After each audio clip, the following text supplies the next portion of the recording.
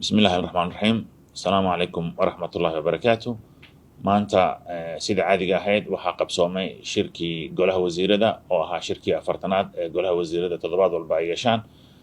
Shirkaasi waxaa shir gudoominayay kusimaha ra-iisul wasaaraha ahna wasiirka cadaaladda iyo dastuurka mudane xasan macalin. Qodobo badan ayaa looga doodaya shirkaasi, waxaa noogu muhiimsanaa arrimaha amniga. Waxaa golaha uu dhageystay warbixino ku saabsan guulaha ciidamada xoogga dalka Soomaaliyeed ay ka gaareen weeraradii ama howlgalladii ugu dambeeyey toddobaadkan ka dhacay qaybo badan oo dalka ka mid ah, iyadoo sidaad ogtihiin aan horey idinkula wadaagnay amaba idinkula socodsiinay in weeraradaasi ama howlgalladaasi muhiimka ah ee ciidamada xoogga dalka Soomaaliyeed ay fuliyeen ay lagu laayay amaba lagu baabi'iyey cadowga, loogana dilay in ka badan 150 ka mid ah maleeshiyaadka qawaariijta. Guulahaasi marka laga soo tago, golahu waxa uu mar kale cambaareeyey weerarkii bahalnimada ahaa fulinimada ahaa ee qawaariijta ay ku qaadeen mid ka mid ah xeryaha militariga ee ku yaala magaalada Muqdisho, halkaas oo askar ka tirsan ciidamada xoogga dalka Soomaaliyeed ay ku shahiideen, qaar kalena ay ku dhaawacmeen.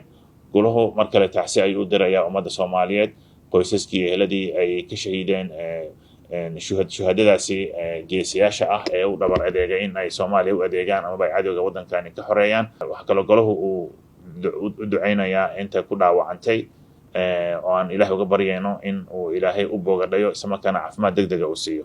Intaasi marka laga soo gudbo, golahu waxaa sidoo kale uu guda galay hindisha sharciyadii iyo xeerarkii caadiga ah ee uu ka doodayay, waxaana la ansixiyey ama la meel mariyey hindisha sharciyeedyo kala duwan oo ay ka mid yihiin hindisha sharciyeedka xuquuqda naafada Soomaaliyeed, hindisha sharciyeedka hay-adda adeega baaritaanka iyo sharciyeynta beeraha Soomaaliyeed, hindisha sharciyeedka xakameynta kiimikooyinka beeraha Soomaaliyeed, hindisha sharciyeedka abuurka iyo noocyada dhir beereedka, hindisha sharciyeedka badbaadada dhir beereedka iyo takoorka, iyo xeer nidaamyaha cunaqabateynta maaliyadeed ee cayiman, iyadoo isla markaana ay jireen xeerar kale oo loo qeybiyo golaha wasiirada oo markaasi ay soo maraan tartiibaadkii loo baahnaa, ayaana dib loogu soo celin doono golaha wasiirada si loo ansixiyo.